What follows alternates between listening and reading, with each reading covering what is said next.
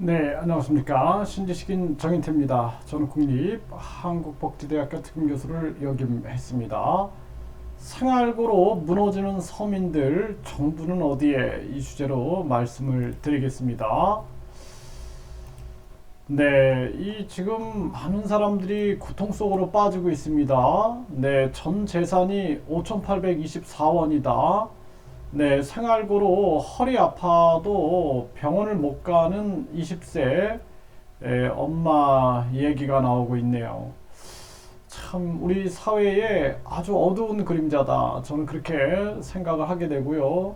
이 저출산 세계 1위 국가, 이 정치인들은 이 저출산 문제 해결할 생각조차 없죠. 네, 그러다 보니까 이런 슬픈 현실들이 마구 터져나오고 있는 그러한 상황이고요. 생활고에 자녀 넷을 살해 시도한 엄마, 네, 법정서는 풀려났다 그러는데 이게 얼마나 슬픈 현실입니까? 네, 생활고로 식사도 제대로 못하고, 네, 60대의 고독사, 네, 서울 성북구 장이동에서 60대 남성이 고독사, 네, 평소 생활고에 시달렸고, 이웃들은 안타깝다, 이렇게 얘기를 하고 있습니다. 정말 가슴 아픈 일이 아닐 수가 없어요. 네, 이 반지하 집에서 생활을 했는데, 결국에는 생활고에 계속 시달렸고, 네, 식사도 제대로 하지 못했다라는 것입니다. 그러면서 또 지병을 앓고 하여 결국에는 이렇게 고독사를 하게 되는 거죠. 네, 슬픈 현실이 아닐 수가 없고, 네, 폐지 가격 급락에 생활고를 겪는 노인들, 리어카를 2시간 끌어 번 돈은 1,300원이다라는 것입니다.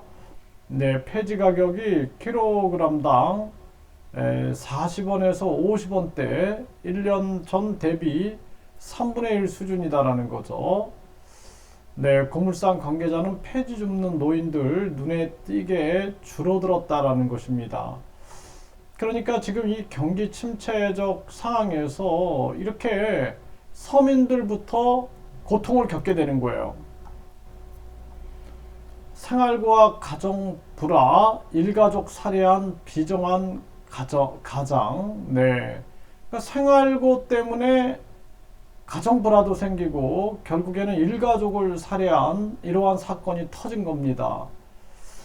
네, 물간 안에 버려지는 동물들, 사료값도 오르고 생활고까지 오니까 결국에 동물들이 이렇게 버려지고 있다라는 것입니다. 이 심각한 문제가 아닐 수가 없고요.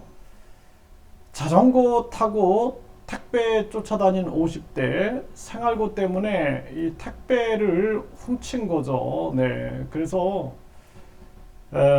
택배 기사가 배송을 마치면은 그 뒤에 따라가서 택배 배송된 물건들을 훔치는 그런 일을 한 것입니다. 참 가슴 아픈 일입니다. 음식이나 의료, 생필품 등을 훔쳤고 자전거 색깔도 여러 차례 바꿔오면서 범행을 저질렀다라는 것입니다.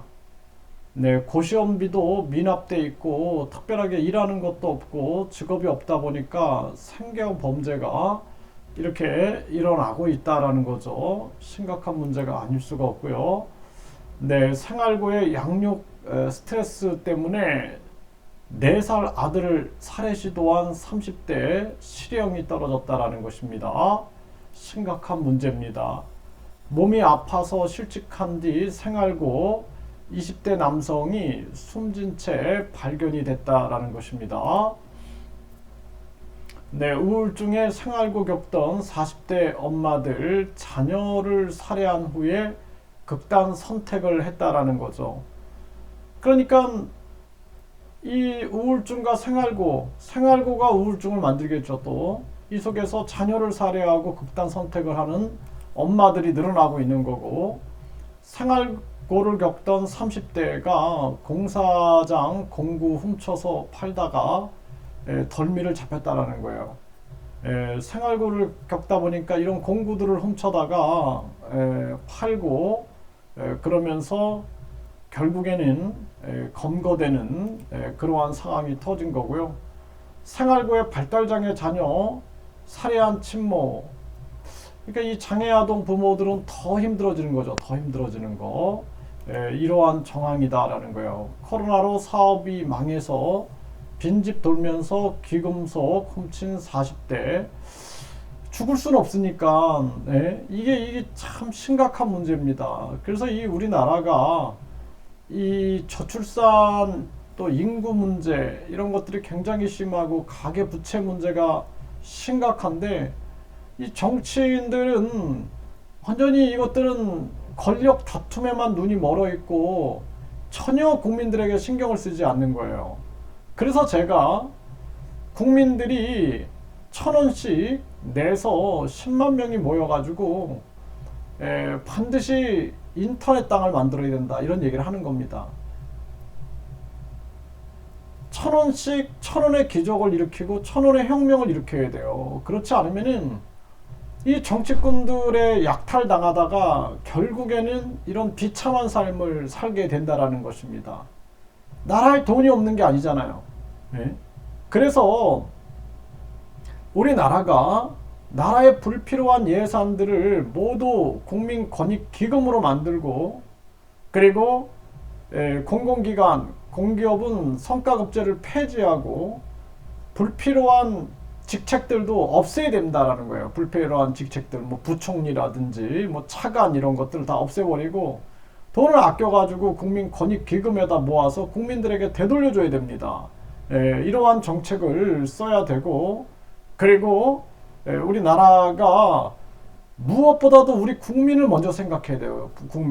국민을 생각 안 하고 미국이 금리를 올리니까 그냥 자기 나라는 어떻게 되든 신경 안 쓰고 그냥 따라 올리기만 하는 거죠 지금. 이걸 가지고 저를 비판하는 자들이 있는데 그들이 주장하는 그 논리는 교과서적인 논리인 거예요. 교과서적인 논리.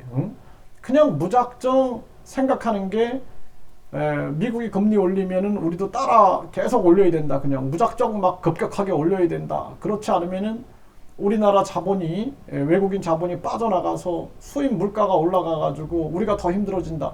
이런 생각만 하는 거예요. 이런 생각. 그게 아니라 물가를 급격하게 올리면은 기업이 무너지고 가게가 무너지기 때문에 우리는 물가보다도 더 중요한 측면들이 일단은 우리 가게와 기업들을 탄탄하게 지켜나가면서 지금의 물가 문제는 완전히 우리가 공급으로 방어해야 되고 그리고 우리나라 기업과 가게를 탄탄하게 만들고 4차 산업혁명을 우리가 주도하게 되면은 우리나라의 이 원화 가치는 그냥 올라가게 돼 있어요.